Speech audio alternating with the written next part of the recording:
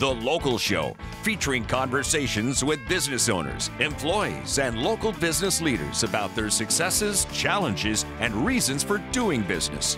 Right here in Central New York. The Local Show is locally produced by Zoey Advertising. Now your hosts, Tom and Steve. Welcome in, ladies and gentlemen. This is the 2024 summer edition of The Local Show. I'm your host, Tom Soccocio Jr., along with my good friend and co-host, Bob Holden-Betts. Steve is out on official business, something to do with the Biden campaign and the statute of limitations. The Local Show features conversations about local businesses. We talk to the business owners, the CEOs, CFOs, entrepreneurs, nonprofits, business advocates, and other business-friendly organizations. We learn how they got into business, why they do business right here in Syracuse, New York, and where their businesses might be going in the future. You're going to hear all about their successes, challenges, opportunities, marketing, and advertising. We're broadcasting from the Zoey Advertising Studios, sponsored by Safe Harbor Wills and Trusts, and you can also see us on YouTube and see Bob Holden-Betts and his flaming red hair. Not so much flaming anymore. You used to have flaming red hair. Yeah, a lot of salt in there. It was very, very bright, man. How you been, buddy? Pretty good. How about yourself? Good. Thank you for pinch hitting. I appreciate that. Thanks for having me. How are your sinuses? Bob and I share an affinity for sinus problems. You never got a surgery, did you? I never had surgery, no. I think we think it's in your thing, but sometimes people tell me I'm nasally, and I get it. I've always had seasonal allergies, and that's part of why I became a beekeeper as well, is that local honey will help with that. Yeah. So how is the honey business? Bob has a nice honey business going.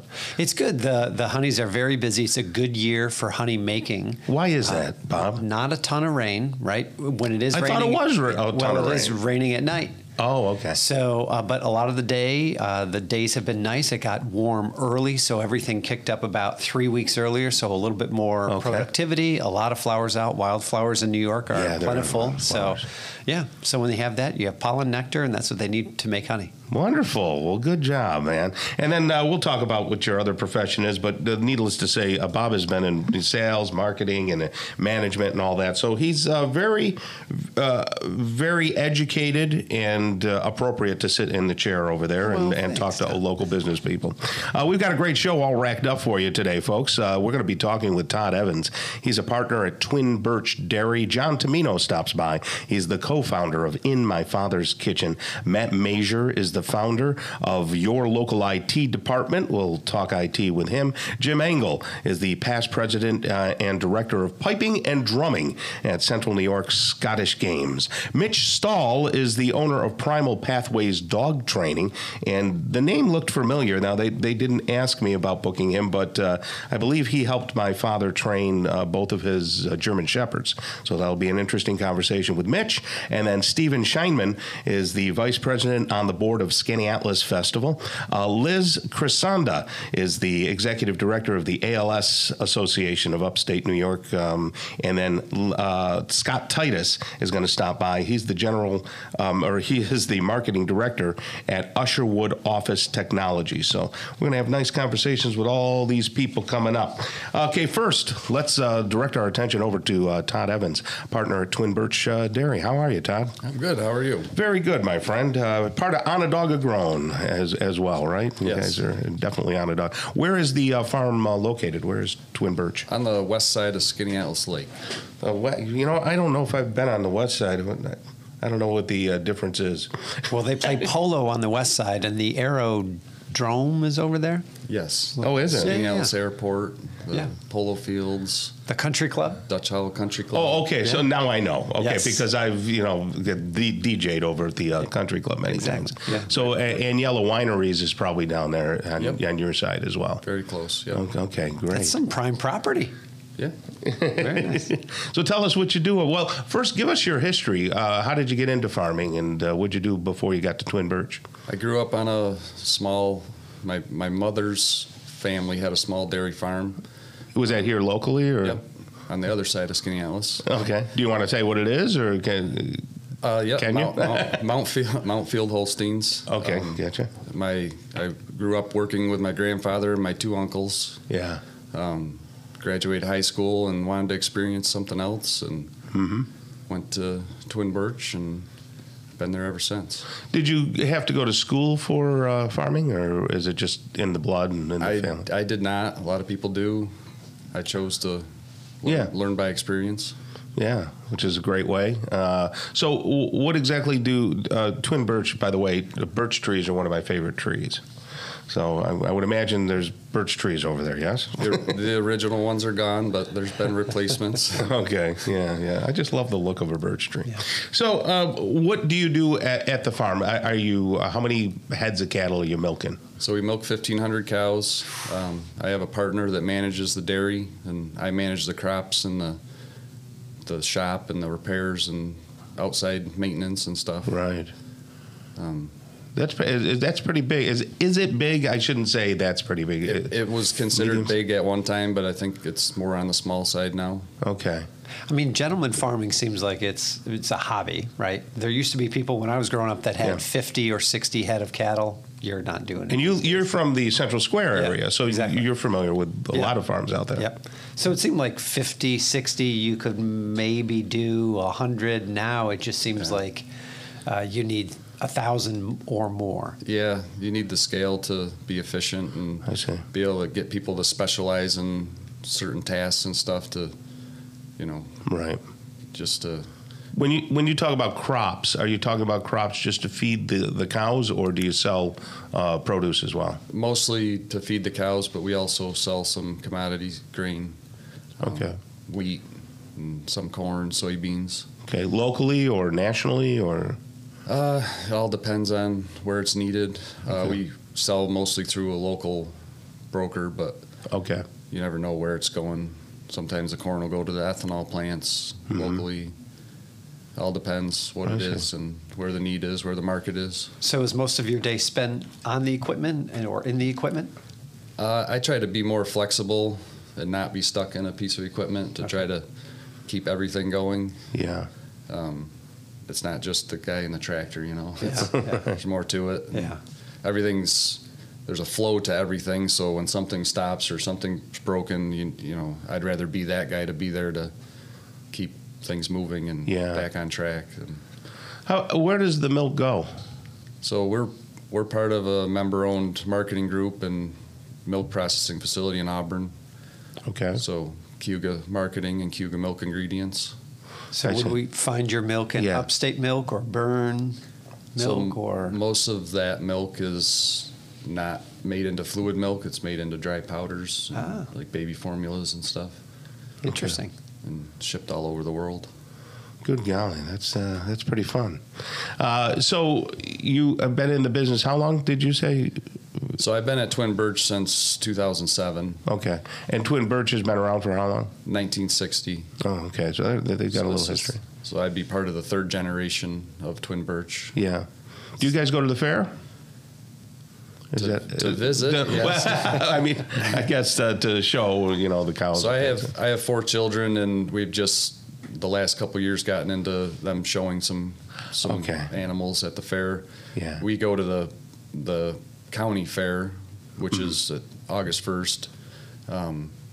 They're not quite there to go to the state fair. It's kind of a bigger operation. I see. Okay. So that's something to shoot for. Recently, there was the Olympic trials, and I watched a dairy farmer from Vermont that made it. Are you familiar with Ellie St. Pierre? I am not. Okay, you should look her up online. She is going to the Olympics, and she's big in the whole Vermont dairy scene. Interesting. I will do that. All right. Well, that's Todd Evans right there, partner at Twin Birch Dairy. Thank you for all you do. We really appreciate that and being part of Onondaga Grown and all that. So you have a great rest of the day. Okay, buddy? You guys too. Thanks, okay. Todd. All right. Coming up next, we're going to talk with John Tomino. He's the co-founder of In My Father's Kitchen right here on the local show on 570 WSYR. The Local Show, featuring conversations with business owners, employees, and local business leaders about their successes, challenges, and reasons for doing business. Right here in Central New York.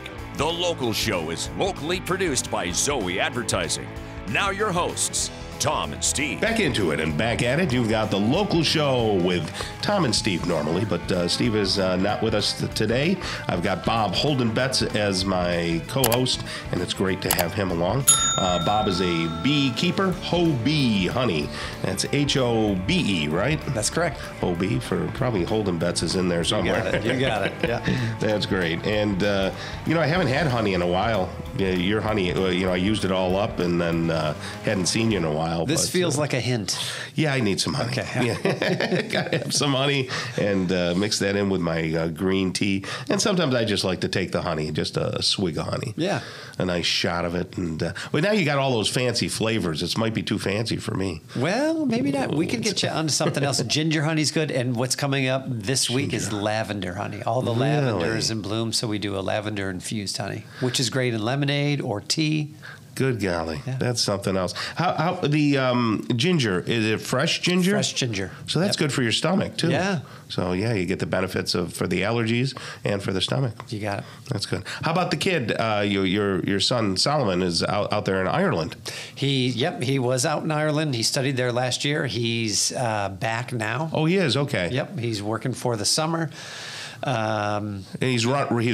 He's a runner. Yep. So we've been watching a lot of the Olympic trials. Oh, okay. Because there's a lot of college kids that are trying out for that. Do you think he might? He just might?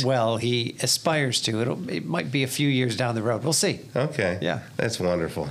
Okay. Well, it's our pleasure again to bring on John Tomino, one of our favorite guests here on the local show, co-founder of In My Father's Kitchen. John, how are you? Hey, I'm doing great. Nice to meet you, Bob. Good to meet you, John. Yes. Can't wait to try this honey. Yeah. That's pretty cool. Yeah, so I've noticed a lot of people during the hot days, a lot of the homeless are on where they would normally be on the street. They're like off into the woods and stuff. Is it pretty dangerous for them to be out in the 90-degree heat? Oh, yeah, especially when, most definitely. Especially when, you're using active drugs. So if you have an addiction going on, you're not thinking of hydrating yourself. So we're making sure at this time of the season that we're bringing lots of water and giving them instruction of staying in shaded areas and things of that nature, taking breaks as you're doing whatever you're doing. But it's been a hot beginning of summer. And you're out there, outreach right to them. We're right in the middle of it. It's interesting with all this construction going on around this area, how it's causing folks to not be in their normal locations. Right. Yeah, I never thought of that. Yeah, there is a lot of that going on. Yes. So explain to people what In My Father's Kitchen is for those that don't know completely. Yeah, so In My Father's Kitchen does direct street outreach to the chronically homeless of Central New York. These are folks that are living outside in places not meant for humans to be living, under the bridge, in the woods, in abandoned houses. We bring out service to them, whether it's food, clothing, supplies, medical attention now with our doctor that's embedded with us, Dr. Lehman from Upstate, and as well as Dr. Page has been helping us. And we're just bringing out care to folks in the middle of their brokenness, trying to build relationships with people where they trust us enough to help them navigate out of that situation. Yeah. So, for example, this past June, we've assisted 5 of those folks that were homeless into housing. There was 3 people living under the Park Street Bridge where you're going towards Old Liverpool Road. Yeah. It splits off there. There were some folks living under there. We helped them get navigated to housing, so that's cleared out. Now our higher ground crew goes in there and cleans that whole area out. And we're just doing it one person at a time, but we had a really great That's a big June. win for you, yeah. Yeah, it's been a really great June, especially that it was hot. That weather kind of makes people think about, if you're sweaty and sticky and all that, it makes you think about, hey, do I really want to keep doing this? So those kind of extreme weather conditions help us as outreach workers, help people navigate through that system. And you said something today, and you've said it before, that I don't think a lot of general people understand that most of these people, maybe 90% or so, are on drugs. Yeah, so my group specifically that are living outside, 95% are it's untreated addiction as well as untreated mental health are both happening at the same time. Okay. So that's not to put that label on all homelessness, like people living in the shelter. That might not be the status quo, but for me, what I've learned over the last 13 years, that's how high the percentage is. And the reason why I bring that up to the folks folks who might be listening to us is that, sometimes you have to be careful, right? You don't want to just throw money at them. Yeah, and I always say that. Thanks for bringing that up, because I always say don't give money, give things. If you feel like you're someone who wants to do something for someone on the corner, maybe it's your normal route to work and you see a certain person, create a Ziploc bag, put some honey in it, put some other things in it, to give them dignity and value through stuff, but ask them if they would like it. They might not want it, and don't get offended if they don't take it. If they say yes, then you hand it out to them, and you did a good deed,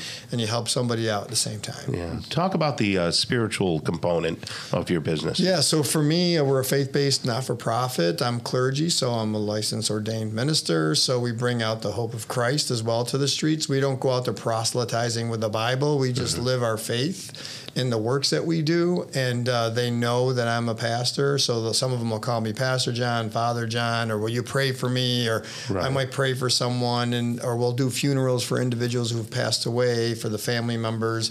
So we bring out that component, and one of the things that we noticed in my Father's Kitchen, anyone who starts to tap into their spiritual part of their being, the transformation accelerates. So it seems interesting to me that you could deal with your mental capacity, that's great. You could deal with your physical stuff, that's awesome. But when you tap into the spiritual part and you put all three together, watch out, where transformation starts to truly happen. Wonderful. Yeah. What started you having a heart for these people, John? I had an encounter with a gentleman on an off-ramp. So for me, it happened in 2011. I'm coming off the Birch Street exit, not too far from here. This guy holding a cardboard sign, and I just felt in my heart, he felt like that he's invisible, that God's seeing him, and he wanted me to go do something. And based on that encounter, it changed my whole trajectory of my life. I left the restaurant world behind. I had a successful restaurant on North Salina Street and gave it up to my family, and my wife and I started this journey 13 years ago, and here we are. And now we incorporated this house for women coming out of human trafficking. I was just going to ask you about that. Yeah, so a lot of the women on the streets will cross over to trafficking, whether they're being trafficked by someone or they traffic themselves. We've embedded ourselves with Judge Davis at Human Trafficking Court. Now it's called Intervention Court. They changed the name of it.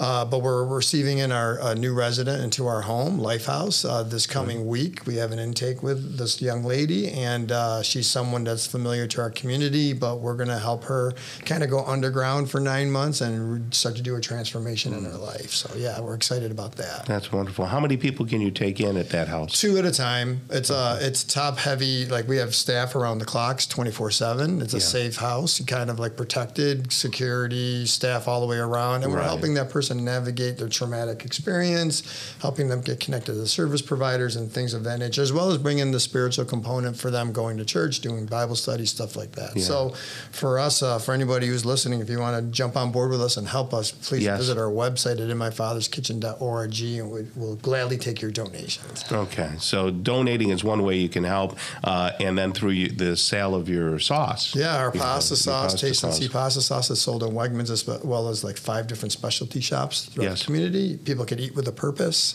You come in, we're calling it the sauce that saves. You help us save lives by purchasing that item and filling your family's belly. You help us fill bellies of people on the street. Yeah. So taste and see. My wife saw it in the cart. I put a couple of jars in the cart, and she was like, "What? We don't buy jarred stuff." And I said, "This is John Tomino's sauce," because usually I make my own sauce. Yeah. But I make sure to do that and I think about you when I'm having it. Yeah, thank you. I appreciate that, Tom. And then the other thing is, last quick note is, like, if you go to our website, I could deliver it to your front door. So if you don't feel like you want to go to the store, you order it online, and I'll show up at your front door and deliver it. That's wonderful. Well, John, we can't thank you enough for what you do in the community, and I know I always say that, but it really is heartfelt. Thank you for being around for us. Yeah, thank you, Tom. And Bob, nice to meet you. Good to meet you. Yeah. All right. John Tomino right there, co-founder of In My Father's Kitchen. Coming up next, we're going to talk with Matt Major. He's the founder of your local IT department right here on The Local Show on 570 WSYR.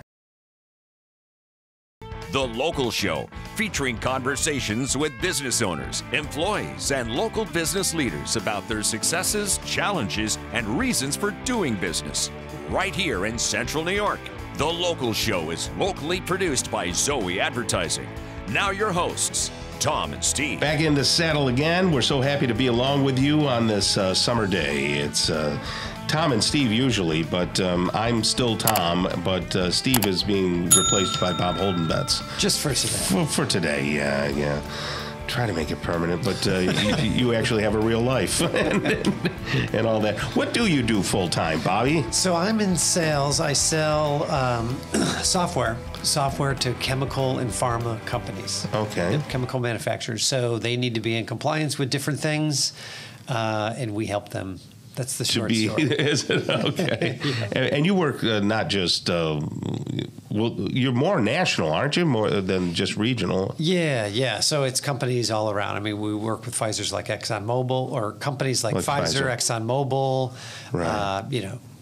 Large companies. About 93% of Fortune 500 companies do business with us. Okay. Yep. And you used to travel a lot. Internationally. Do you travel still, or? I do travel. I don't do as much international, which is okay at times. Right. But I do miss it because I like to explore. Yeah. I like to see different areas and taste different foods. Would you bring your 10-speed bike, over your shoulder? You look like Lance Armstrong getting off the plane. I wouldn't do that. No, I wouldn't do that. Can't But do that. But the last couple trips I've done, I bring my drone with me because you no can get kidding? some really cool shots. So I like doing that now. Have you ever been to Norway? I've been to Norway. Yeah. Is it as beautiful as everyone says? The fjords are incredible. When we were in Norway, my son and I went there, and we were in Bergen, and it was sold out. We couldn't get a hotel because a concert was happening. Who do you think was in concert? That sold out the city in 30 or 40 miles around. ABBA.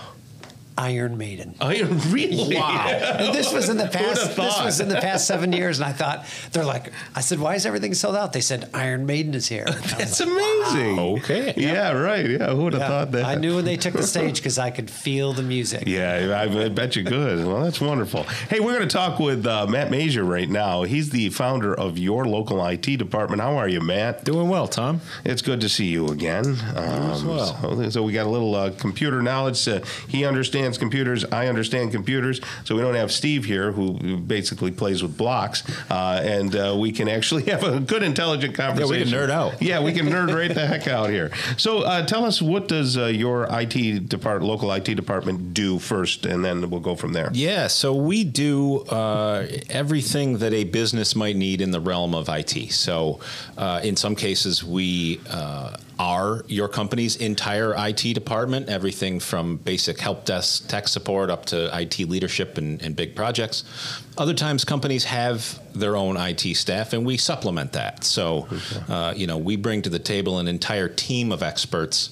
So it's a great wide variety of experience, and we can offer a lot of things to a lot of different folks. And how long have you been doing that? I've been in the industry for about 3 decades. Yeah. I've had a long career, starting when I was a teenager, actually.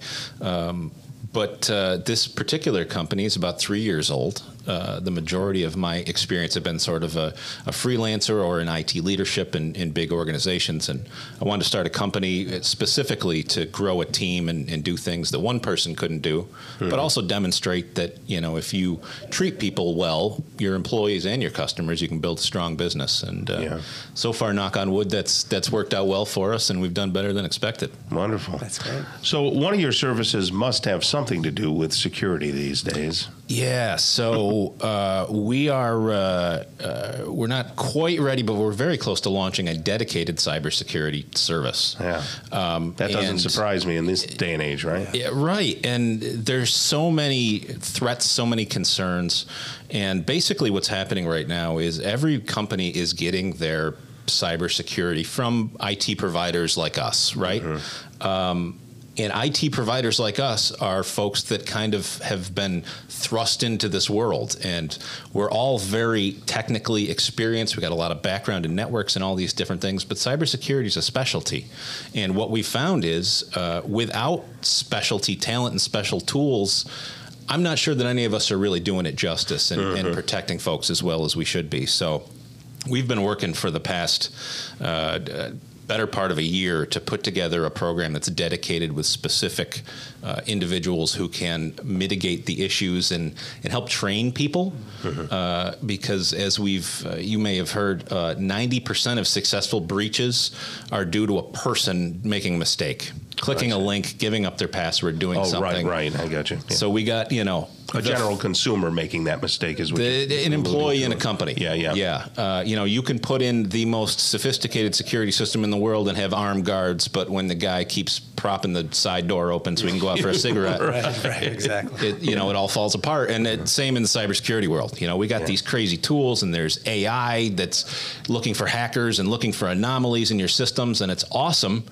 But when Ann in accounting just gives away the whole everything on a website, you're in trouble. So, and the answer to that most folks do is they send you a training video that's usually a cartoon. Yeah. So like 90% of the issue is addressed by the weakest form of anything. So part of the service is just as we've been successful in traditional IT, where we have real humans who actually come to your office, which is surprisingly kind of rare, we're going to take that same approach to cybersecurity. So rather than being a kid in a hoodie in a dark corner somewhere, you're going to see real people who can come to your business, give your employees context, and help them really understand what the risks are specific to that company, not just in general, and hopefully provide some real value and keep people safer than they are today.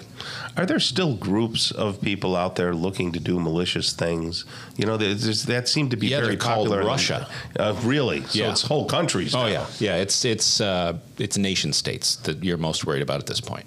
But there are groups, and there's a lot of well-known kind of hacker groups that are notorious for these different things. But a lot of them, even most folks will say, are traced back to a bigger nation. Jeez. Yeah. And the smaller hacker groups, they want to get into what? Insurance companies or into banks or into credit cards? Sort of anything they can. So you might have heard recently there was a huge hack that took down all the car dealerships in the country. No, I haven't heard that. 15,000 car dealerships went down and they're still, I think, degraded in services.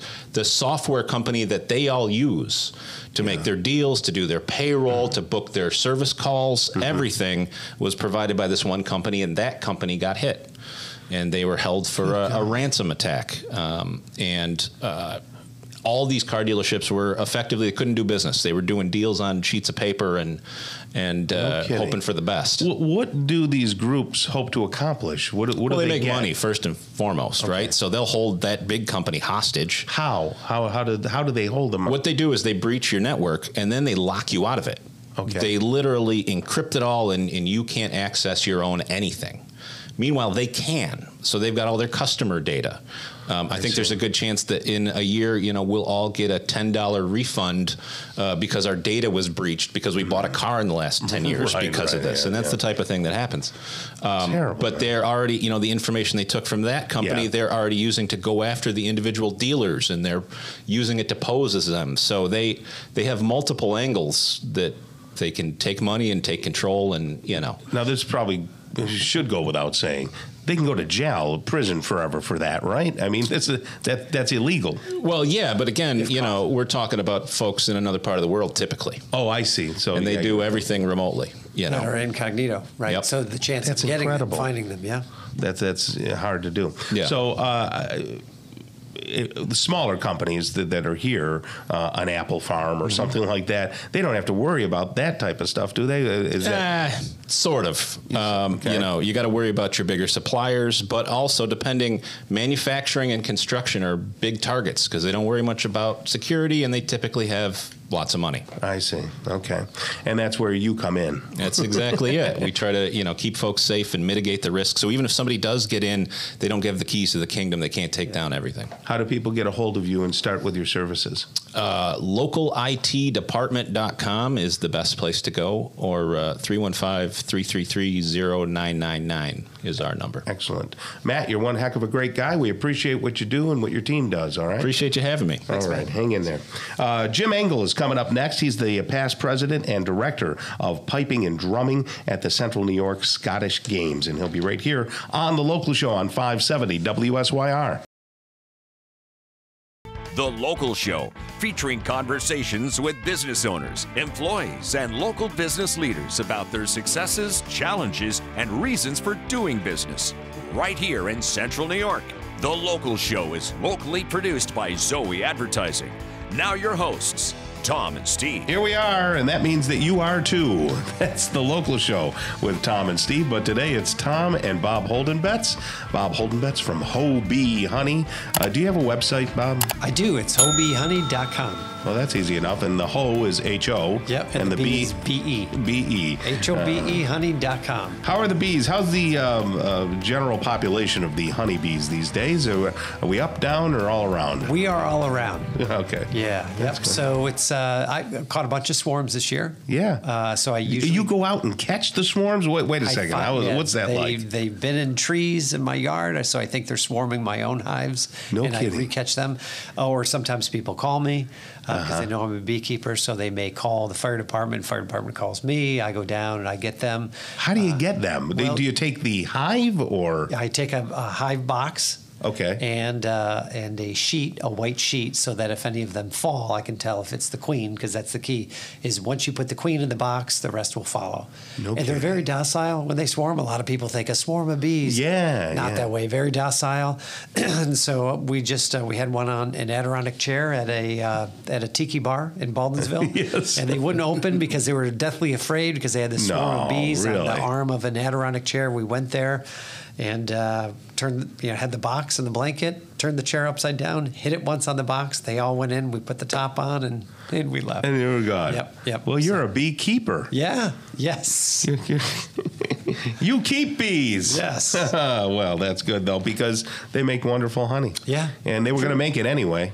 True. How much you paying those bees lately? Yeah, okay. All right. Well, it's our pleasure to bring on the show Jim Engel. He's the past president and director of piping and drumming at Central New York Scottish Games. Love the Scottish Games. How are you there, Jim? Very well. Thank you, Tom. And I got to talk to Bob later about bees. One of our parents of our drummers is a big beekeeper. Oh, no kidding. How long have you been involved with this organization, Scottish Games? Oh, dear. Mid-70s. Okay. Wow. Well, that goes back. Yeah. It does. So, Jim, what did you do before you got involved with this? Like, did you have a profession? What did you do for a living? Well, I just retired. Retired 11 years ago as an English professor with SUNY Morrisville. Oh, no kidding. So, all right. Although, the thing is, Scottish Games has been such a big part of my life. Yeah. I remember my vice president calling our department. Yeah. And I happened to have a work-study student from Glasgow, and Jeannie answered the phone and takes the call to my phone, and Art goes, "Darn, I knew the State University was only a front for the Scottish Games." Right. That's how entrenched you are. That's right. That's wonderful. So you were a teacher all this time in English, and it's funny that you were an English teacher, and we're talking Scottish Games, and I can't even understand people who are from Scotland. My wife, her father is from Dublin, Ireland, and a lot of her family is of Scottish descent as well. So they live over in Glasgow, and when they come over to visit, we've been out to the pubs with them, and it is very difficult to understand somebody who is from that area, especially after one beer. Yeah, especially after that. That's all over. Woo, that's something else. So, are you of Scottish descent? I am, as I was telling Bob earlier, just a little bit. I'm primarily Welsh. Oh, okay. But there was a lot of cross-pollination there over the years, and then my family actually emigrated from Wales. Okay, gotcha. And so what do you do for the Scottish Games? Well, a little bit of everything, but primarily I am the director of piping and drumming. When I'm not the president, which I'm never going to do again. I went past that. And so what I do is I set up all the competitions for piping and drumming and the pipe bands. Oh, okay. And how many pipe bands participate? It varies from year to year. We're a little slow coming back from COVID, unfortunately. Okay. But we get around 20 bands. Wow, and that's still a lot. A little over 100 soloists with pipers and drummers. Right. That's wonderful. How long have the games been going on? This is our 81st year. Good golly. Yeah. Have you ever No, I have not been there for that. I have not been there for that. I have gone. You been? Yes, when they were Long Branch, right? Yeah. Long Branch, over there. And they're still having it there? Yeah. Yes. And in fact, I got a text message from the Parks Department yesterday. Yes. Asking if I had any of the old photographs from when we were at Griffin Field. And we were at Griffin Field for right. I remember many years. And so I told Lico I would start rummaging through my basement and see what I could find. Yes. Yeah, the game started... actually started in the late 30s at Emerson Park in Auburn. Yeah, beautiful place. And then, of course, war clouds developed and World War II came. And after a couple of years, they just couldn't put it on. And the group that was putting on was Clan Douglas of the Order of Scottish Clans. It's a Scottish fraternal organization, like the Hibernians, like Knights of Columbus. And when the war was over in 1946, they discovered this wonderful facility called Onondaga Lake Park. And Griffin Field, and I don't know if you guys were familiar with absolutely. With those big stone, like a castle. And that's where they, started up again. Yeah. And it was there till 1988. And then the Parks Department decided they were changing their setup, and festivals and such were going to be down at Long Branch. Right. And so we moved down to Long Branch and have been there ever since, which I go to a lot of Scottish games during the course of the year. Yeah. And we pretty much got the nicest site on the circuit. Really? And everyone will agree. We've got trees. We've got shade. Yeah. A lot of these places have no trees, no shade. So what will people see when they go to the Scottish games? What are they going to see? For start with the food, and then go to the games. Yes, food is obviously a big part of any ethnic festival. Yes. I don't care which one you go to. But things like meat pies and varieties, which are sausage rolls, pastries, and we always have a couple vendors that provide those. Right. Plus, we have a lot of other places that provide more traditional fare. Gotcha. We even have a barbecue truck that serves our athletics primarily, because those big brawny guys like to eat all during the competition. Right. In fact, the barbecue fellas have sold out the last couple of years. Good golly, good. So food is obviously a big thing, but it's one of those. There's just so much to see. It's difficult. It's really something you got to spend the whole day at. Will you see men in skirts? You will. I've never wore a skirt in my life. A kilt. A kilt, yes. Okay, a kilt. There we go. A kilt, yes. A kilt is a man garment. Yeah. And it's funny that in some places in Scotland, games, Balmoral, which was a big Highland Games outside of Balmoral Castle, the Queen and King's residence, women were not permitted to wear a kilt no kidding. Until the 1960s. I see. And so members of bands wear a skirt. And a number of our judges, for example, still adhere to that tradition. They won't wear a kilt, they'll wear a tartan skirt. I gotcha. But you'll see lots and lots of people lots wearing of kilts. And what kind of games will there be? I know there's the camber toss, right? Yeah, games you would be good at. I would be very good at that. Yes.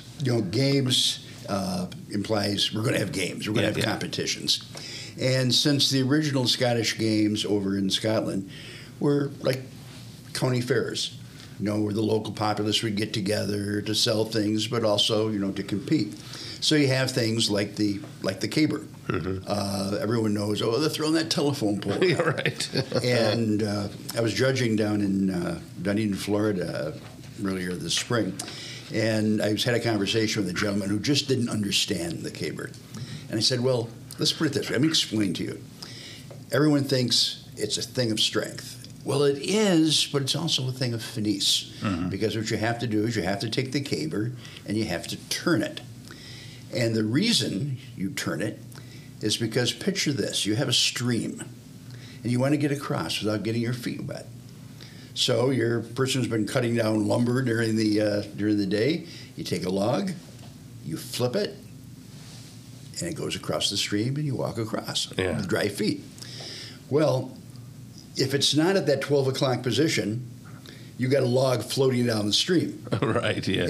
And so the way it's judged, it's like a clock face. Yeah. A perfect throw is at 12 o'clock. Got it. Yes. And then you get fewer points on the rest of the clock. Makes sense. Yeah. Well, look, how do people get involved with the games and get over there? When are they? Okay, August 10th. Yeah. August 10th. And you can get information on our website. What's that? cnyscots.org. Okay. Is that Scots with one T or two T's? One T. Okay. And it's it's an all-day affair. Right. So. And there are just so many things. The athletic events, the piping and drumming. During the morning, that's when we have the soloists compete. How much does it cost? Oh, I think we're at $12 now. Okay. A bargain. It is a bargain for which everything. makes it. And as I said, I go to a lot of games. And New Hampshire, for example, is $55. Wow! Yeah, I was just in Cleveland a couple of weeks ago. Yeah, they were $25. I mean, every place is Bob's much right. more expensive. It's a bargain. And we try to keep it that way for families because it is a family event. Yeah. Excellent. CNYScottishGames.org. That'll work. Okay. And we're going to kick off hour number 2 here, Bob, shortly. We're going to have a conversation with Mitch Stahl, owner of Primal Pathways Dog Training, Stephen Scheinman, who is the vice president on the board of Skaneateles Festival, Liz Crisanda is the executive director of the ALS Upstate New York chapter, and then we'll talk with Scott Titus, who is the marketing director of Usherwood Office Technology, all in hour number 2. Jim Engel, thank you for joining us. We appreciate it. All right. Appreciate it. Have a great rest of the day. The local show hour number 2 starts really soon. The Local Show, featuring conversations with business owners, employees, and local business leaders about their successes, challenges, and reasons for doing business. Right here in Central New York. The Local Show is locally produced by Zoey Advertising. Now your hosts, Tom and Steve. Welcome back and welcome in. This is hour number 2 of the Local Show. Get ready for engaging interviews with Mitch Stahl. He's the owner of Primal Pathways Dog Training. Stephen Scheinman stops by. He's the vice president on the board of Skaneateles Festival. And Liz Crisanda is the executive director of ALS Association Upstate New York chapter. And then we'll talk with Scott Titus, an old friend of mine, who is now the marketing director at Usherwood Office Technology, all in hour number 2 here on the Local Show. Hey, you made it, Bob. Bob is filling in for Steve, Bob Holden-Betts here. And, since people don't know you regularly, that's why I always start off and giving a little background and everything. They know me irregularly. They know you you are an irregular guy. One of my favorite guys, actually. And it's been a long time. I think I started over at Comfort Windows as marketing director in 2004. Okay, so 2007 is when you went over there, Yeah, you were a lot younger then. I was. We both were. That's when you had your flaming red hair, and my pectorals were bigger. And I believe my pectorals were up where my chest is supposed to be, rather than down near my stomach, yes. But, hey, I do try. You're pretty athletic. You're still out there. How many days a week do you cycle? So cycling now for me, probably 3 to 4. Yeah, which is awesome. 3 or 4 days a week, Yeah, and I'm out there, and I get at least 3 or 4 days of walking along with my strength training. Yep. So, I have to do both. That's good. It makes you feel better mentally, doesn't it? Well, it does, yeah. And, let's forget about the fact that the neighbors sometimes have to, carry me home. Yeah.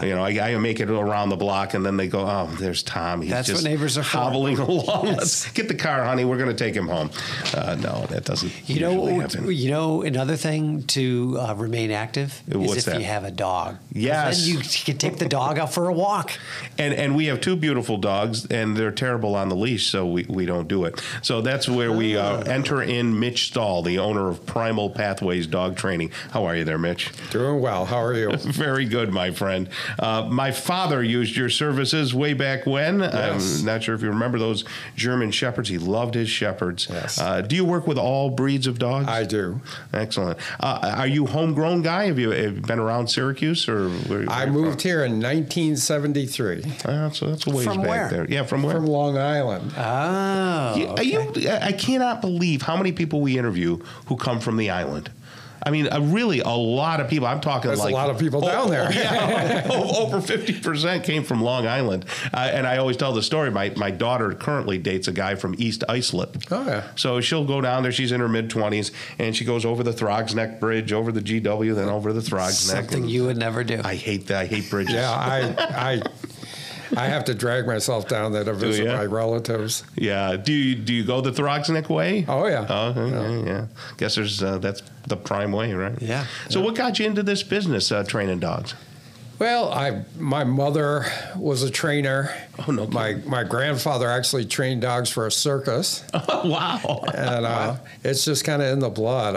I trained my first dog when I was 5 years old. Wow, that's something. Did you have another profession before you got into this? Or? I was actually a tool and die maker. Mm-hmm. And my company went belly up, and I was like, whatever shall I do now? Yeah. And I said, well, maybe I'll try my hand at dog training. It was the best thing that ever happened to me. Wow. That was 35 years ago. Wow, and you've been doing it that long. Yes. And, from what I can tell, you have just this wonderful reputation. What do you think that's based on? Why do you have such a good reputation?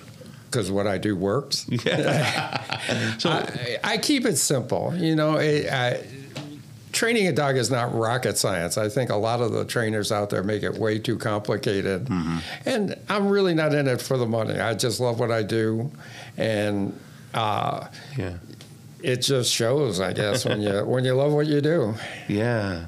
So the dog you brought with you, those of you on YouTube, you can see this. I know, it's radio, yes, but we do have an active YouTube channel. So if you want to slide over to YouTube, you can see this. Who is the dog? This is Kit, my service dog. Okay. And do you have a service dog? Are you just showing us the service dog, or is this a service dog? This is my service for you, dog. yes. I'm a Vietnam vet. She's a trained psychological service dog. She's a PTSD dog. That's wonderful. And she seems very mellow right now. She's found the floor very well. Yes. Well, she wasn't always. She came from a hoarding case, and she was a pretty wild puppy. But really? We worked all that out. Yeah. How old is she now? She's going to be 5 this month. Great. What kind of a dog is it? Her mom was a full husky, and her daddy was a Rolling Stone. That's why her eyes, she's got those eyes of a husky. She's got her mama's eyes. Yeah. Yeah. So when people seek you out, how do they find you?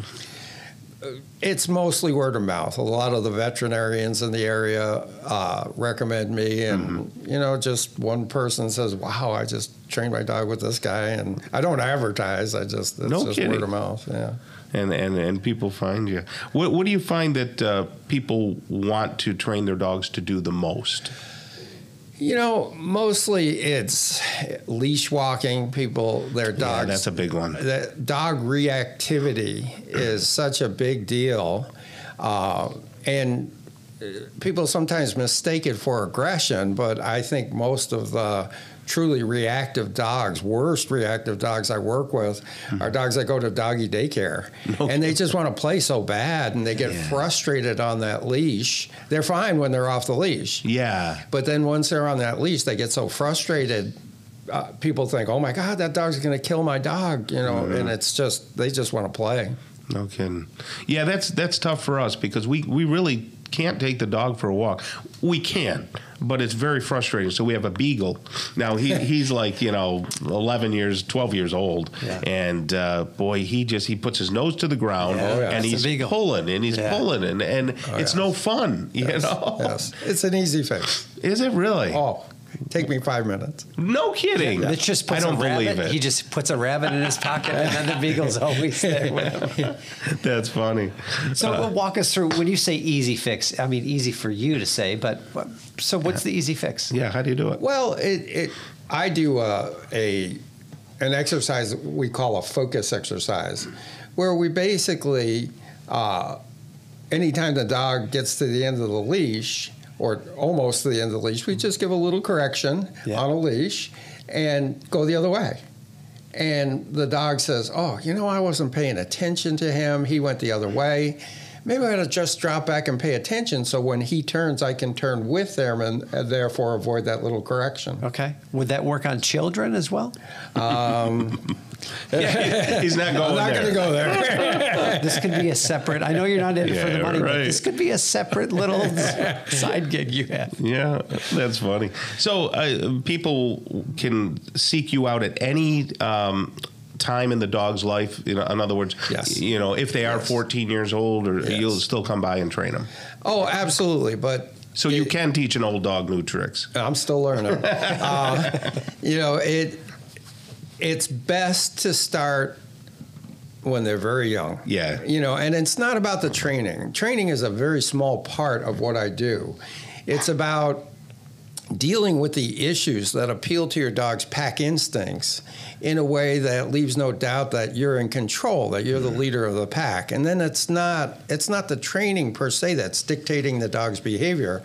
It's instinct. It's millions of years of instinct. Right. Like I dealt with those issues with this dog. Now I can take her anywhere without a leash, without a collar, because her pack instincts are saying, this guy's the leader of the pack, follow him everywhere. Right. It goes way beyond training. You are the alpha. Yes, I mean, and that all behavioral problems stem from the fact that we don't provide the leadership that our dogs desperately need. I've been telling my wife for years, I'm the alpha, honey. Yes. Really, it just doesn't work. Mitch Stahl right there. He's the owner of Primal Pathways Dog Training. If you want to get a hold of him, check out his Facebook page, Mitch Stahl. It's spelled S-T-A-H-L. All right, Mitch, thank you so much for being here. We appreciate it. Hey, my pleasure. All right, Stephen Scheinman's coming up next, Vice President on the board of Skaneateles Festival, right here on The Local Show on 570 WSYR. The Local Show, featuring conversations with business owners, employees, and local business leaders about their successes, challenges, and reasons for doing business. Right here in Central New York. The Local Show is locally produced by Zoey Advertising.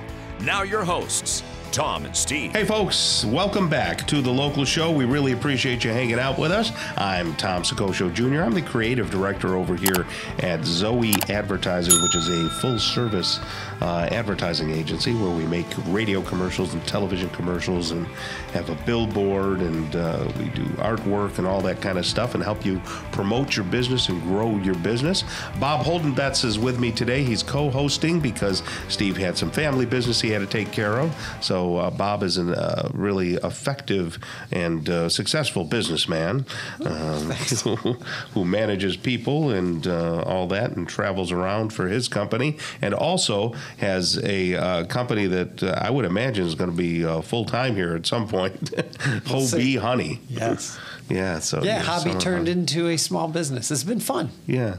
Hey, you could go either way with that. It could be Hobby Honey or Hobie Honey. There you go. So it's hobby is your Hobie is your hobby. That's very nice. See, and I'll make a jingle for you. All right. Yeah. How much money you got? Okay. Stephen Scheinman is with us right now. He's the vice president on the board of the Skaneateles Festival, and you can see them online at scanfest.org, and that's SKANFEST, scanfest.org. Stephen, how are you? I'm doing great. How are you? Very good. Good to have you here. Stephen, I don't imagine that you do Skaneateles Festival full-time. What did you do before you got involved with this? What did you do for a profession? Well, I'm a doctor. I'm a kidney doctor, nephrologist. Oh, no kidding. And an educator. I've been the dean of 2 different medical schools. Oh, no kidding. All right. And I'm now retired. Yeah. Which is a full-time job. Yeah. That's wild. Yeah, my good friend and neighbor is Ann Zacchio, and she's from Nephrology Associates. Oh, yes. Yeah, Great group. Yes. Yeah, good, a nice group over there. And, I've done some parties for them and all that. Anyway, so you live out in Skaneateles? Yes, I do, right on the lake. Okay. And is that what got you involved with this festival? Well, I've been going to the festival for decades. Really? Yes, it's just fabulous, and it's celebrating its 45th year. I was going to just ask you that. Yes, 45 years. Over those 45 years, they've had over 130 Grammy Award winners perform there. Really? Yes. Impressive. And so why haven't I gone? Good question. Yeah. I've been going since I was much younger. Yeah. And now that I'm retired, I go to every concert every year. That's wonderful. Yeah. So it started 45 years ago. How has it evolved? Like, what did it start as, and what has it become? Oh, it started as the brainchild of a few musicians and local community leaders who said, well, let's have some concerts upstairs in the library. I see. We'll host a concert on the lawn of our grand home on the lake. Yeah. And so it grew from that. It was a few concerts a year, and then it was a few concerts every week. And now it's the core of the festival is 3 concerts a week for the 4 weekends in August. I gotcha. Thursday, Friday, Saturday. And the Thursday and Friday concerts are the First Presbyterian Church, which is on the main drag in Skaneateles. Yep. It's a beautiful space, and it's got fabulous acoustics, and you're right up close with the musicians. We have beautiful chamber performances there in particular. Yeah. But the festival's repertoire goes beyond classical music. It includes bluegrass and jazz and country and a range of styles. Yeah. And on Saturday nights, typically, we have open-air concerts at Aniela's Vineyard. That began as open-air concerts on the David and Louise Robinson's lawn. Yeah. And we would take our blanket and stretch out and look at the stars while listening to this fabulous music. And you essentially do the same thing at Aniela's. Yeah. The Aniela's concerts, you can purchase the A seats where they seat you in these nice chairs, or you can, for less money, sit on the lawn, bring your folding chairs or a blanket, bring a picnic, and listen to this fabulous music. It's outdoors, but the acoustics are wonderful, and you're facing the lake. Yeah. It's the best. They do a great job over there. We had him on with his wine. I can't remember his first name. Who is it that owns it? I forget. You forgot to. Yes. He came on and brought some wine with him. And then I have a DJ company aside from this, and we were playing wedding receptions up there, but they're not doing the wedding receptions anymore. Yeah, apparently not. But they're still selling the wine. Yeah, still selling the wine. You can buy a bottle of wine and drink that during the concert. Yeah. Oh, yeah. So who can we look forward to listening to this year at the concerts? Every year we get a fabulous lineup, and this year our big names are Rhiannon Giddens, Chris Thiele, and Wynton Marsalis. Oh, no kidding. Oh, yeah. He's not coming with his brother. Boy, it would be nice to have both of them, wouldn't it? He's coming with the Jazz from Lincoln Festival Orchestra, and so it's a big group. Yeah. No, he's that's the only real deal, right? He's the only Marsalis who's coming, but he's been to the festival before. Oh, has he? Okay. He's a wonderful, engaging performer. Yeah. And that's going to be just fabulous. Chris Thiele is the world's premier mandolin player, and he plays pretty much every string instrument at the highest level. He's also really engaging. He's a fabulous performer.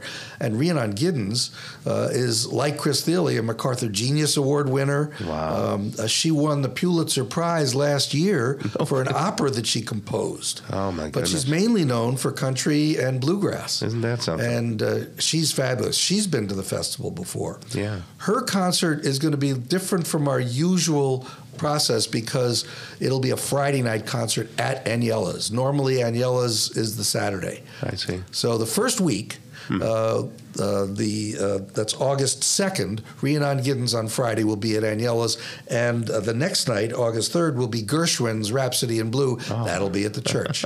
Every other Saturday will be at Aniela's. Do you need tickets for all these things? Yes, you do. Okay. They're easy to get.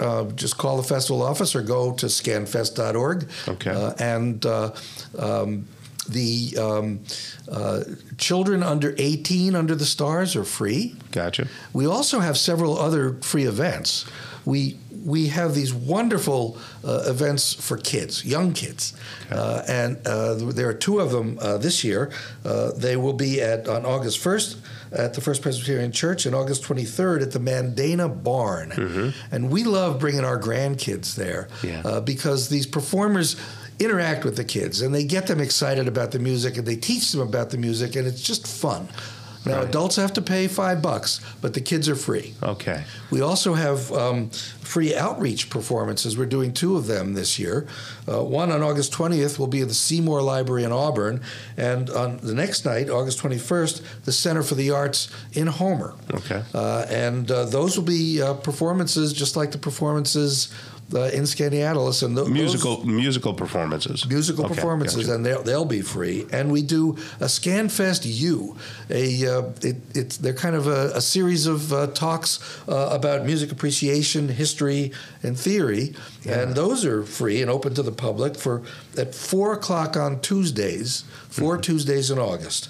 So, but for the concerts themselves at the church and at Aniela's for adults, you do have to buy tickets. Gotcha. So my wife and I have a habit of being spontaneous. If we were to decide the day of the concert to be able to go, would we be able to get tickets, or do they sell out, or do you have to get them far in advance? We do sell out, but we are fortunate this year that we've got a rain venue. What limits us, Aniela's is open air, but what limits us is the size of the rain venue. We typically use high schools, which have capacities of only 900 or 1,000 people, so that caps the number of tickets we can sell. This year, our rain venue is Del Lago. Which is a theater of 1,600 people. More than big enough. Fabulous venue. And so we've opened up, we had sold out Wynton Marsalis and Rhiannon Giddens, and now we're opening up the sales again now that we've got that rain venue. Excellent. So, but I don't know that we might sell out even the rain venue. So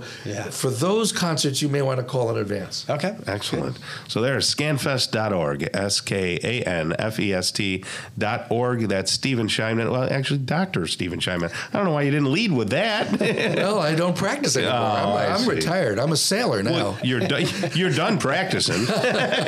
You've got it down. All right. Well, thank you so much for being on the board over there and putting on this wonderful festival that all of us can take advantage of. Thank you so much. Thank you. Okay. Hey, Liz Crisanda is coming up next. She's the executive director of the ALS Association Upstate New York chapter. She will be on the local show on 570 WSYR. Stick around. The Local Show, featuring conversations with business owners, employees, and local business leaders about their successes, challenges, and reasons for doing business. Right here in Central New York. The Local Show is locally produced by Zoey Advertising. Now your hosts, Tom and Steve. Back at it. You found your way to The Local Show right here on 570 WSYR 106.9 FM. And you can see us on YouTube. Feel free to pop on over there. And you can see Bob Holden-Betts, who's my co-host for the day, because Steve is off on personal business. And we've been having a good time. Not Steve, but Bob is the owner of Hobe Honey, Hobe. And did you have a website? Yes. Oh, you do? HobeHoney.com, HOBE honey.com. And then Facebook page at all? Or? Yeah, Hobe Honey Facebook. And you can see Bob. Do you have pictures going all the way back to when you had flaming red hair? Or probably not. Probably not that far back. It's still salted, even the old photos. But people can see you and your family probably taking care of the bees and all that. Yeah. Trista is your wife, and does she get into the bees? Does she like it or no? She gets into the bees. She helps out in any way that she can. Okay, she's especially good at infusing the honey. With flavors. Yeah. Bourbon. Lavender is a big thing. So she. I went right for bourbon, but yes, lavender, I guess. She doesn't grow too much bourbon these days. It's mostly lavender. And what about your friends who have the bourbon honey at Lock One Distillery? Lock One. A partnership collaboration with them. We use their bourbon. They use our honey. They do a honey bourbon. We do bourbon barrel aged. Two great tastes that go great together, right? Yes. There you go. Okay. Well, that's Bob Holden-Betts, co-host right here.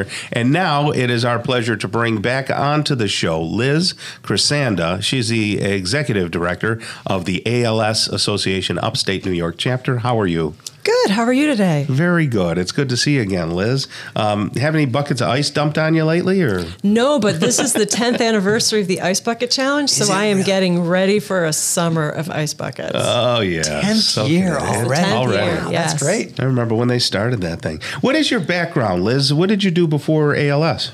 Oh, I've always been in the nonprofit work. I actually started my career as a counselor, and then when you're in the nonprofit field, I started as a program person, and then you come kind of a fork in the road, whether you're going to continue with that or you kind of go on to operations and development and fundraising, and that's where I am. Okay. Are you homegrown? Were you from Syracuse originally? I actually am originally from Liverpool, New York, and then my husband was in the military, so I traveled the South, and then we came back here to raise our family. Nice. And was your husband from here, too? Yes, he is. Yep. Okay. Yep, we both went to Syracuse University. Oh, no kidding. Yep. And what years were you there? Oh, my gosh. He graduated in 84, and I graduated in 86. Nice. Well, we're the same age exactly then. Yeah. Ouch. I know. What do you mean, ouch? We're still vibrant. I'm going back to 86, and I'm like doing the math in my head. It's, that was fun times. Man, I used to love being up there and working at the radio station, and things were all different. I go up there now, and the traffic patterns are all different. You can't drive the car in the same places we used to drive the cars back then. Exactly, and, going up to the hall languages. Yeah, the hall languages. Exactly. Yeah. Boy, I ran out of breath doing that many times, I'll tell you that. Okay, so ALS, explain to people who may not know, they might be living under a rock, what ALS is. Okay, so ALS, which ALS stands for amyotrophic lateral sclerosis. It's also known as Lou Gehrig's disease. Mm-hmm. And what it is it's actually the nerve cells actually on the side of your spinal cord deteriorate and die. And those are the nerve cells that conduct impulses from your brain to your voluntary motor functions, which is why people with ALS typically lose ability to move. It starts like in your fingers and toes and then moves inward into your body. Or sometimes it actually starts in your throat and your neck muscles first. I see. And then eventually people with ALS die because they lose the ability to breathe because breathing is a voluntary motor function. Right. Now, how did they find that in Lou Gehrig? I remember watching the Lou Gehrig story, but what happened that they diagnosed him with that? Well, what happens is it's been around, forever. It used to be called the wasting disease, which is just because people would just lose their ability to function. That's terrible. And so he was a very famous person who had it. And so it was kind of renamed, actually in the United States, Lou Gehrig's disease. In the rest of the world, it's actually known as motor neuron disease. I gotcha. Yeah, and it's interesting. It doesn't matter what your diet is. It doesn't matter how healthy you are. How does it come upon people? How do people get it? So for 90% of people who have ALS, they have absolutely no family history of ALS. It's what's called sporadic. What we do know from research that's been going on recently is that there's a lot of genetic components to it. Like we've identified genes that are associated with it, but we haven't found like the one. For about 10% of people with ALS, there is a genetic component, and it's in their families, and it's actually rife in their families. Like you will go back generations, and there'll be someone in every generation or multiple people in the same family that have ALS. If you have ALS from a gene, you have a 50% chance of passing that on to one of your children. Good golly. So can you also get ALS through any trauma? So now you're going into the research. So what we are learning is that is a genetic component. What we're looking for are, like with cancer or Alzheimer's or other diseases, what is perhaps an environmental trigger that may cause ALS or bring it on. One of the theories, and what we do know, is there are pockets of ALS around large bodies of water with blue-green algae. Ooh, that's interesting. Is that new research? It's actually one of the things that we're now able to track. Okay. There's for the past 15 years, the National Institute of Health has been doing what's called an ALS registry, and so we're starting to collect that data, and that's one of the things that we're finding. Do they have the blue-green algae up there in the Lake Ontario? I don't know. No, I know they had it in the Skaneateles, so they were finding it. Skaneateles Lake, and there are other Oneida, lakes, I live up by Oneida. Yeah, so even in New York State, there are some pockets. There's some pockets out in western New York, around some of the lakes out there, and also where they have a lot of farming. So then there's the concern perhaps of chemicals and stuff leaching into groundwater. That's interesting. So a lot of research has been done over the years, and obviously your organization pioneering a lot of that and championing that. How can people get involved to get money funneled into ALS? So, there are a few ways. Okay. So we are actually the largest private funder of ALS research actually in the world. Gotcha. We are completely, privately, we do our fundraising, whether it's through direct giving. We have events in New York State. We actually have like 3 walks to defeat ALS. We have one in Buffalo, one Rochester, one here in Syracuse in September. And we also do an event in the summer, actually this August, called the CEO Soak, which is an event. It's kind of a take on the Ice Bucket Challenge, where we have business leaders in the community that are raising money, and then we actually put everybody in the Clinton fountain, and they are soaked. Well, yeah, I would imagine so. Have you done this before? This actually is our 3rd year. Okay. And so we're really gaining traction on it this year. We've got, actually, what's really fun is actually Dr. Corona from SUNY Upstate is actually going to be participating with us in the Soak this year, which is really exciting. Wonderful. I think I know his son, Brian Corona. Yeah, it was into music and stuff like that. Interesting. So how can people get involved right away? Like if they want to make a donation, where do they go? So if you want to make a donation right away, just go to www.als.org and then you just /New York State, and it'll take you right to a donation page, and you can actually donate directly to an event or just directly to the association. And there's like actually a drop-down menu where you can decide, do you want to go to research, do you want to go to local programs and services? That's excellent. And we have about 30 seconds left. I want to ask you quickly, are things moving in the right direction? Are we looking at maybe being able to put this thing off a little further or curing it altogether? So what I can tell you is in the 10 years since the Ice Bucket, we have identified 12 new genes. We have 40 clinical trials currently underway. When I started the ALS Association, there was only one drug, and there are now 4. Excellent. So things are going in the right direction. Things are going the right way. Yeah. Excellent. Liz Crisanda right there, she's the executive director of the ALS Association, Upstate New York chapter, als.org. You can go over there as well. Thank you so much for all you do, Liz. Thank you very much for having me. Okay. Coming up next, we're going to talk with Scott Titus. He's the marketing director at Usherwood Office Technology right here on The Local Show on 570 WSYR. The Local Show, featuring conversations with business owners, employees, and local business leaders about their successes, challenges, and reasons for doing business. Right here in Central New York. The Local Show is locally produced by Zoey Advertising. Now your hosts, Tom and Steve. Welcome to the summer. Welcome to the sunshine, hopefully. It continues. I am with Bob Holden-Betts today. This is Tom from The Local Show, and Bob is filling in for Steve. And we've been having a blast. I'm glad that you decided to come on over. Yeah, thanks for inviting me, Tom. Yeah. They're going to give you your $2.50 we promised you on the way out the door. Well, that's $2.50 more than last time. That's very nice.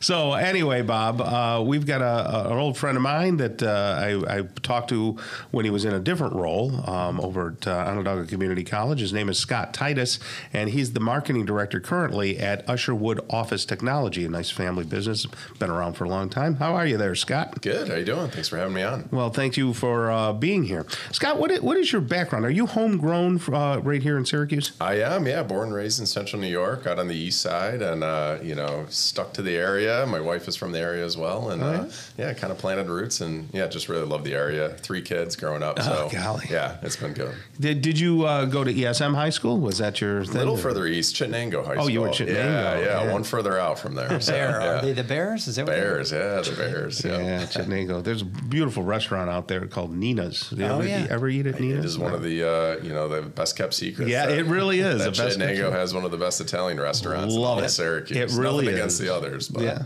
for folks, you should get out there and do that. So, Scott, professionally speaking, what's your background like? Well, first, educationally, what kind of degrees do you have? Yeah, so I did actually 2 majors at Clarkson University. So it was management information systems and technical communications. So that's pretty good. a little bit more on the technical end of things. And then that kind of led, though, into the marketing. And then as marketing evolved and got more data focused and, more technology focused, it was a great fit for me. So excellent. Yeah. So you were at the college for a while. Now here you are over at this family-run business. Is Usherwood pretty big? Tell me about it.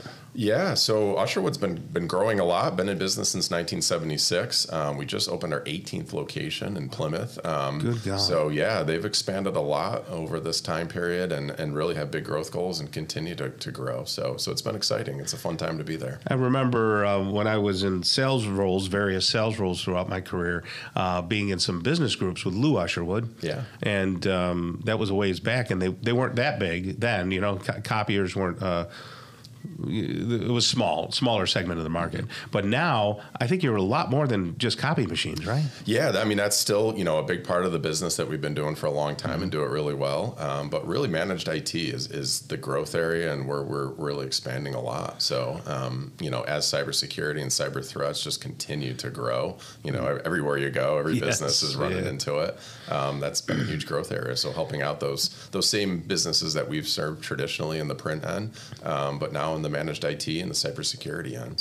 So do you act as supplement to their IT departments, or basically outsource that to you directly? Yeah, typically what we do is we kind of come in and we become their IT department. So everything from, the help desk that we have, the on-site support as needed, and then, what they call a virtual chief information officer. So it's you have your dedicated CIO level person that's there, both helping you out in the day-to-day and then guiding your long-term strategy, your long-term budgeting for all your technology needs. So it really becomes a resource for your business and helping it grow. Are most copy companies going in that direction? It's a mix. I think some are probably staying more traditional, but yeah, the ones that are really looking to kind of expand and keep those growth goals are definitely looking at that IT end. Everybody's got their own approach and different kind of tack to it. Right. So yeah, because I'm just wondering what the competition's like for you and how you guys stand out from that competition. Yeah, I mean, everybody has their own mix of technologies and tools and approaches they take and everything like that. For us, it's really kind of boils down to what the business was founded on, was serving clients. So that above and beyond kind of client service is what really differentiates us. We're an all-in package too as well. So it's not just kind of what they call a break fix on the IT end. It's the full suite with cybersecurity included too as well. And that's because we feel you need that to be protected and, to keep your business safe. What kind of people do you hire? All different levels. We have, project engineers who are, developing, systems and integrating things as well. We've got technicians that are doing installing equipment, making sure that's all running. And then really a full security team behind the scenes that's just monitoring with a variety of tools and just making sure, your business is safe. How big is the staff at this point? So we are right now, we're just under 160 employees across all locations, and then really big growth plans too as well. So the plan is to hire quite a bit more here this year and in our upcoming year. Well, according to our sources, the Syracuse is going to double and triple in size, with the whole Micron thing and all the different businesses coming in. Yeah. So you'll be poised to be in the right position. Are father, son, and maybe daughter, sisters, brothers still in the business? Yeah, right now it's the third generation. So that's active role within the business and, helping it kind of continue to grow and, keeping the traditions alive too as well. So that's a pretty nice vibe. Like the culture over there is still family run, but, emphasis on. I think they do a great job. It's a tough thing to do as a company starts growing and getting big, right? The culture is sometimes, I think, the first thing that tends to kind of get forgotten or go away. But definitely not the case there. They really, focus in and truly, every company says they care about their employees, but I think it's, it's what they do, and it shows that they really, truly do care for their employees and creates that environment. What about a remote workforce? Do you hire remotely, or does somebody have to be here in the area? We do. We do have some remote, workforce too. Just for our headquarters here in Syracuse, we're kind of a mix. So we're 4 days in the office and then 1 day remote. So kind of a hybrid environment. It's a good kind of mix of the two, I think. Yeah. And what kind of background are you looking for the people that you're hiring now?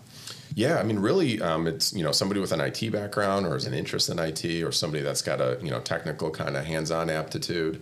We're looking at business analysts, so it's a wide variety of skills. But more importantly, it's finding somebody who's a right fit for the business too and for the culture there. Yeah. So, where will you expand? Will it be here in Central New York, or do you want to be out of state? Yeah, we'll continue to expand right here in CNY, and then certainly in all the regions that we serve. We're Buffalo to Boston, and really everything north and below that a little bit. So certainly those are big growth areas too, as we look to kind of get more market share. So what kind of copiers do you sell? I don't know what brand it is that you service and sell. Oh, yeah. So on that end, primarily, Xerox and Canon are our primarily partners there.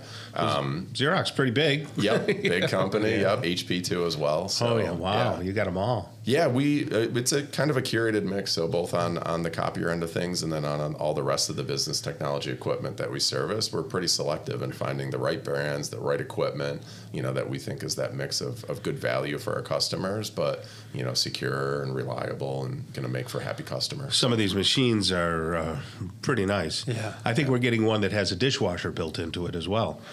No, wow, I can't make that the up. Bosch printer. I can't. Bosch printer. That sounds good. Funny. New line of business. Oh, great. Well, Scott, I'm sure you're doing a wonderful job over there, and I do appreciate you coming by and talking with us. And I hope you come by again. And bring some of the team with you. Yeah, for sure. Appreciate you having me on. Scott Titus, right there, marketing director at Usherwood Office Technologies. Go to usherwood.com. Usherwood.com if you're looking for anything in that technology world, and you'll love it. All right, Scott, have a great rest of the day.